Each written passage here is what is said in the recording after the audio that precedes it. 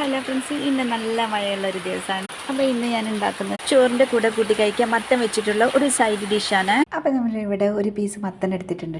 അപ്പോൾ മഞ്ഞ തോലുള്ള മത്തനാട്ട് എടുക്കേണ്ടത്. പിന്നെ കുറച്ച് ചെറിയുള്ളി എടുത്തിട്ടുണ്ട്. ഒരു പാത്രം എടുത്തിട്ടുണ്ട്. ഇതിലേക്ക് നമ്മുടെ മത്തട്ടെടുക്കും. പിന്നെ നീളത്തിൽ അരിഞ്ഞ ചെറിയുള്ളി, ഒരു വലിയ ടൊമാറ്റോ, 3 പച്ചമുളക്, കുറച്ച് മുളക് പൊടി, കുറച്ച് മഞ്ഞൾപ്പൊടി, ആവശ്യത്തിന് ഉപ്പ്, 1/2 ഗ്ലാസ് വെള്ളം ഒഴിച്ചിട്ട് വേവിച്ചെടുക്കുക. ഇനി കറിയിലേക്ക് 1/2 മുറി തേങ്ങ എടുത്തിട്ടുണ്ട്.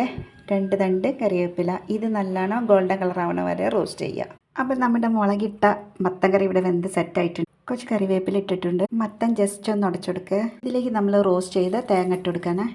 എന്നിട്ട് നല്ലവണ്ണം ഇളക്കി കൊടുക്കുക. ഇത് നല്ലോണം ഉടച്ച് കൊടുത്തിട്ടുണ്ട്.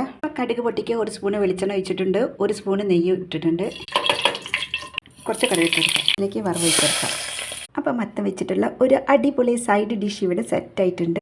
ഇത് സൂപ്പർ ടേസ്റ്റ് കേട്ടോ. അപ്പോൾ എല്ലാവരും ഒന്ന് ഉണ്ടാക്കി നോക്കുക. വീഡിയോ ഇഷ്ടപ്പെട്ടാൽ ലൈക്ക് ചെയ്യുക, സബ്സ്ക്രൈബ് ചെയ്യുക.